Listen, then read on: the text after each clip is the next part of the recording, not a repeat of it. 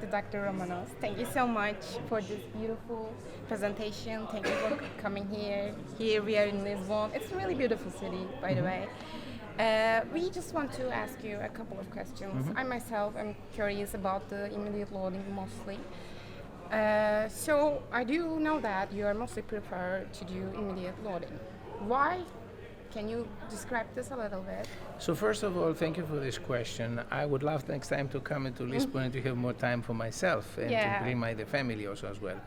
So immediate loading for me is first of all biologically a principle which supports the bone and stimulates the bone, and you get better bone implant stability, number one. Number two, the patient finishes the restoration, goes home with the restoration, even provisional restoration, and can start chewing.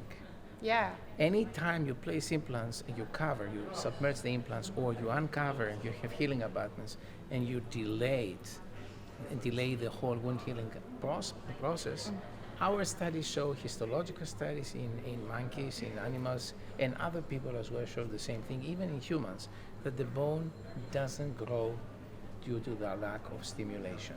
So that's why I use it.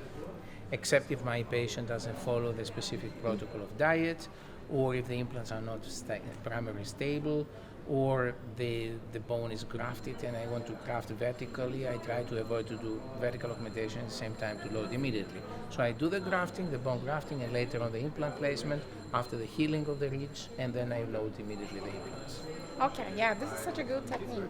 But, immediate loading can be challenging for some, especially for some doctors, in surgical manner. So how about do primer stability in case of micro design?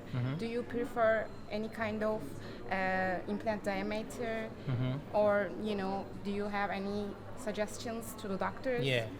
So when I started in the 90s using this kind of protocols, the first thing was macro design, with good thread design characteristics, and also taper design implants. So the next thing is I try to avoid to increase the diameter, because then the lateral walls of the ridge, the lamellar bone, collapses due to the compression from the threads. If you have narrower implants, so 3.5, 3.75, 4, maximum 4.1, 4.2, so then I don't have this problem, this risk. In addition, something new which comes more and more in my recent literature is people try to have high torque and good stability, but this has a negative effect on the bone. Because it creates stress on the bone. Yeah. No, the micro cracks, but something else. Something new from the literature. The weakest link is the connection, which can be deformed in a dense bone, but also if you increase the torque, you have loss of titanium particles from the implant if the implant is pure titanium. And these particles go to the surrounding bone and they can create more problems. We have histological evidence of this for patients who passed away, and we have the biopsy report for this, where these particles can migrate 2 to 2.5 millimeter distant from the implant surface. And I will show that stuff in my presentation. So we need to find a balance. High torque, but how much torque? If I go over 40, I don't need it in the reality, because the abutment I place doesn't need to have such high torque in order to be placed and to immobilize and have a sealing between implant and abutments in the connection. Maybe also with the different materials we can also eliminate this problem as well. Yes. Do you think this? Implants, for example, titanium alloys, this is an opportunity. Zirconia implants, which are stronger materials reduce the risk of this kind of malposition or transposition of the titanium nanoparticles or zirconia nanoparticles. So, and also I prefer to follow the protocol to make a tapping and potentially to split the implants. Okay, yes. So what about the differences between the anterior and the posterior? I don't see any big difference. If it is a single tooth implant, we can place the restoration, the provisional restoration out of occlusion.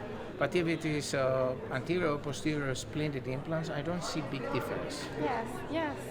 Tell me about your research a bit. Do you have researches both in vitro and in vivo? Yes.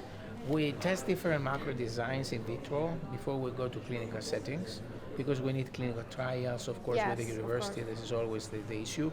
But my main research at the present moment goes to treatment of peri-implant diseases, how to control the crestal bone loss, how to control this kind of titanium nanoparticles. Yes, it is really As I important. said, this is relatively new for the last 5 years at least, and also laser-assisted technology in order to yes. eliminate the bacteria in the peri-implant tissues and on the implant surface. This is a main area where I'm focused more. And last but not least, the vertical posterior mandible vertical augmentations and how to control the resorption. These are the areas. Yes, thank you. Your research sounds really amazing. It is really interesting for me, especially. Immediate loading is such a different and such a beautiful concept in implantology. So, thank you very much. My pleasure.